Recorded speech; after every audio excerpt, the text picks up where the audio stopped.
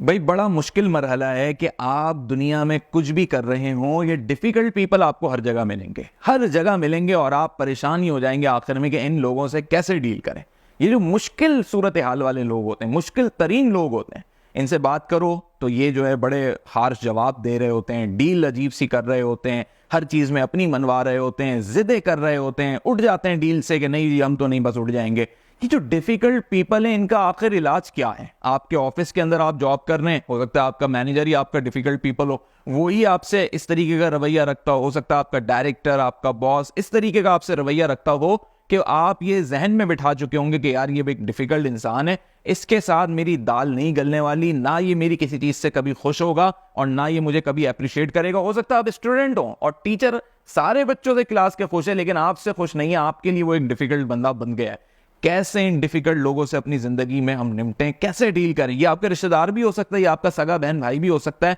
वो आपके लिए डिफिकल्ट बन जाएगा। जो शख्स आपके लिए किसी भी मामले में डिफिकल्ट बन रहा है वो उस कैटेगरी में आ जाता है, जो डिफिकल्ट पीपल की कैटेगरी। और फिर आपके माइंड के अंदर आप उसके बारे में सोचें, उसको देखें, उसका नाम भी सुने, गायबाना भी उसका नाम सुने, तो आपको एक अजीब सी फीलिंग आने लगती है जो अप्रोक्सीमेट एंजाइटी वाली कंडीशन बना रही होती है कि यार ये क्या करेगा मेरे साथ, ये तो किसी भी तरह सुनने और समझने को ही तैयार नहीं है। और बहुत से लोगों के कारोबारी मामलात में जो लड़ाई झगड़े होते हैं, जो तू मैं हो जाती है, इवन बात कोर्ट तक चली जाती है, केसेस हो जाते हैं, लीगल इश्यूज खड़े हो जाते हैं, वो सिर्फ डिफिकल्ट पीपल के वजह से होते हैं, उनके बिहेवियर्स की वजह से होते हैं। अब इसका तरीका क्या होना चाहिए, इस पर बड़े बड़े मोटिवेशनल स्पीकर, साइकोलॉजिस्ट और स्ट्रेटेजिक जो अफेयर्स के लोग हैं और बड़े बड़े जो आप समझें कि ऐसे लोग जिनको हम कहते हैं कि ये हमारे मुआशरे के बड़े अहम लोग हैं, जो इन मसाइल को हल करना चाहते हैं, इंटेलेक्चुअल्स हैं, ये वो भी सर जोड़ के बैठ गए और उन्हें भी इसका कोई सॉल्यूशन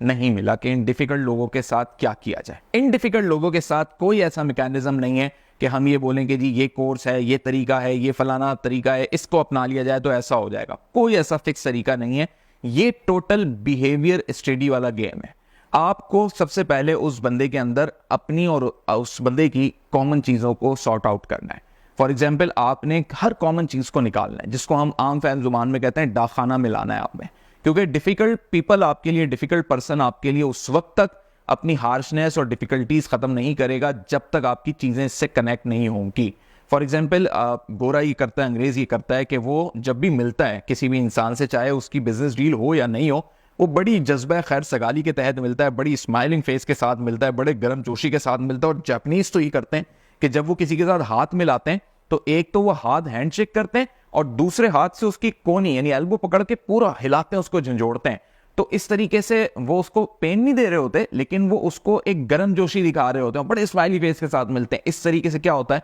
कि वो उसके और अपने दरमियान एक बॉन्डिंग क्रिएट करने की कोशिश करते हैं ताकि किसी भी मामले में आगे चल के वो डिफिकल्ट ना बने। ये चीज आपको जो सॉल्यूशन किसी हद तक आपको दिखाई देता है, या जहां से मैं ये रेफरेंसेस उठा रहा हूं, ये डिप्लोमेटिक अफेयर्स से उठा रहा हूं। यानी जो लोग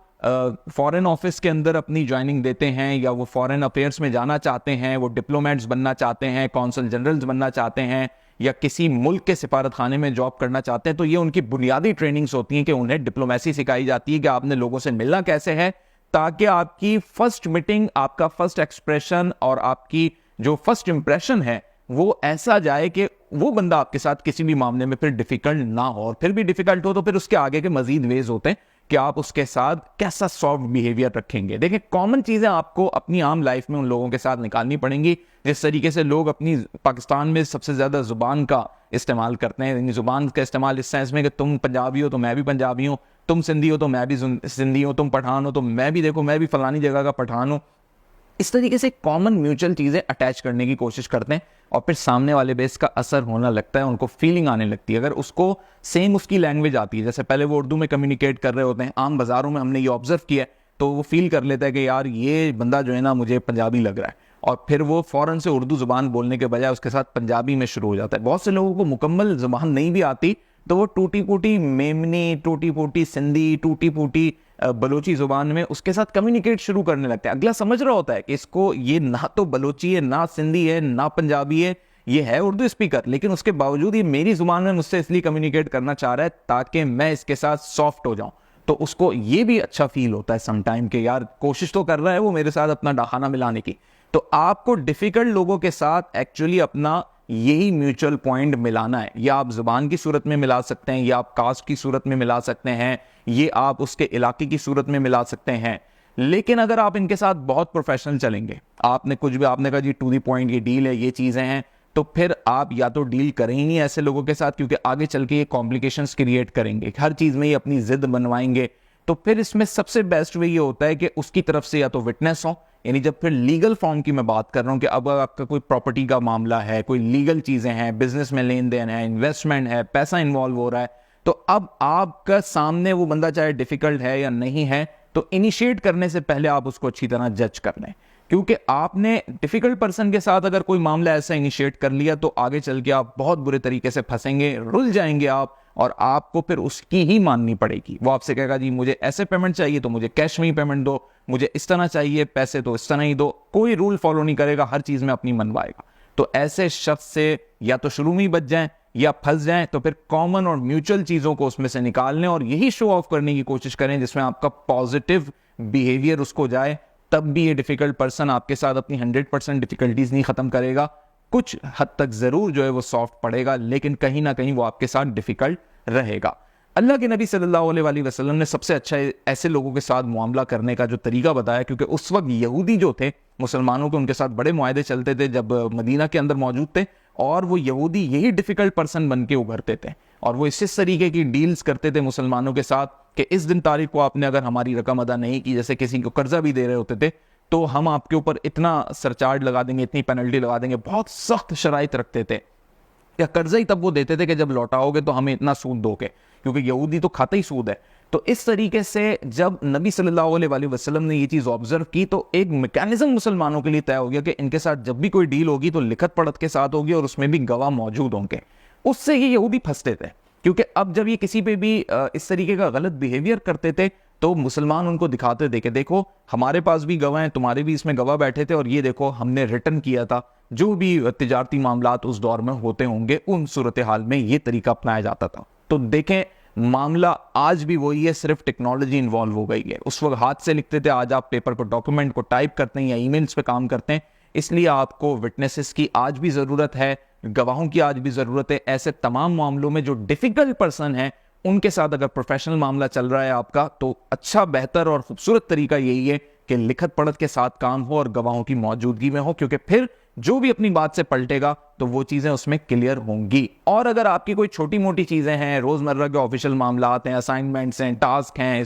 आप स्टूडेंट हैं, टीचर का आपका बिहेवियर डिफिकल्ट लग रहा है, तो आप फिर म्यूचुअल चीजें उसके साथ निकालें ताकि इन डिफिकल्ट लोगों के साथ आप डील कर सकें। अगेन यही कहूंगा कि कोई इसका खास मैकेनिज्म नहीं है, ये छोटे छोटे तरीके अपनी जिंदगी में अपना लोगे तो बड़ी मुश्किलात से बच जाओगे, और इन डिफिकल्ट लोगों के साथ जो है आपका बिहेवियर अच्छा होगा, तो आपको भी किसी हद तक इनकी तरफ से पॉजिटिविटी मिल जाएगी। लेकिन अब कुछ लोग सुनने के बाद ही कह रहे होंगे कि हमारे कुछ रिलेटिव भी ऐसे हैं जो हमेशा ही डिफिकल्ट रहते हैं, तनकीद के बगैर वो हमें छोड़ते नहीं है, चाहे कोई महफिल हो, मजलिस हो, कुछ भी हो, वो हमें तनकीद किए बगैर नहीं छोड़ते, उनके रवैये ही बदले रहते हैं और बैक बाइटिंग भी करते हैं। ऐसे लोगों के साथ क्या करें? तो ऐसे लोगों को खिलाएं पिलाएं, ऐसे लोगों की दावतें करें, ऐसे लोगों को आप ऐसा कर दें कि वो आपका नमक खा लें एक दफा, और जब वो आपका एक दफा नमक खा लेंगे, यानी जब उनको एक एहसास हो जाएगा, तो अब दुनिया को ये दिख रहा होगा कि भाई जो इंसान किसी की दावत खाता है, किसी का नमक खाता है, तो वो फिर उसके खिलाफ बिला जवाज बैक बाइटिंग नहीं करता, उसकी बुराई नहीं करता, और फिर भी करता है तो इसका मतलब है वो इंसान सही नहीं है। तो अगर बहुत किसी से परेशान है, उसके साथ खुश अखलाकी से बैठें, उसकी एक आध दावत करें और पब्लिकली दावत करें, ताकि लोगों को दिखे कि आप एक ऐसे बंदे की दावत कर रहे हैं जो आपके खिलाफ है। और फिर उस दावत में भी अगर वो कीड़े निकाल के उठता है तो फिर लोग यही कहेंगे कि वो इंसान सही नहीं है, इस बंदे ने तो अपना कितना अच्छा बिहेवियर रखा, कितना अच्छा अखलाक दिखाया। तो एटलीस्ट आप जो है जहनी तौर पे सुकून में रहेंगे, और आपके पास दुनिया आपके साथ खड़ी होगी जो आपकी जगह पे आपकी तर्जुमानी कर रही होगी। और ऐसे लोगों को भी एक शटअप कॉल मिल जाएगी जो हर वक्त आपके खिलाफ रहते हैं, आपके लिए डिफिकल्ट पर्सन बन के रहते हैं, चाहे वो आपके रिश्तेदार हों, नेबर्स हों, आपके जान पहचान के लोग हों, या आपकी प्रोफेशनल लाइफ के फ्रेंड्स हों, वो भी अक्सर यही कर रहे होते हैं। तो प्रोफेशनल लाइफ में भी यही किया जाता है कि जी चलो आज फलाने को ट्रीट दे दो, आज ये कर दो, और आज एक ग्रुप के अंदर जो है इस तरीके से सेलिब्रेशन कर दो। तो उसके बाद फिर लोग जब देखते हैं कि उसके खिलाफ कोई बंदा बात कर रहा है तो उसको यही एहसास दिलाते हैं कि यार तू उसके साथ तो बैठ के खाना खाता है, और उसके बाद तूने उसकी ट्रीट उड़ाई है और अब तो उसी के खिलाफ बुराइयां कर रहा है, तो फिर उसे एहसास शर्मिंदगी भी होता है। तो ये सबसे बेहतरीन तरीके हैं और इन तरीकों को अपनाएं। डिफिकल्ट लोगों से बचने के यही आसान टिप्स हैं जिसको आप अपना के अपने जहन को क्लियर कर सकते हैं।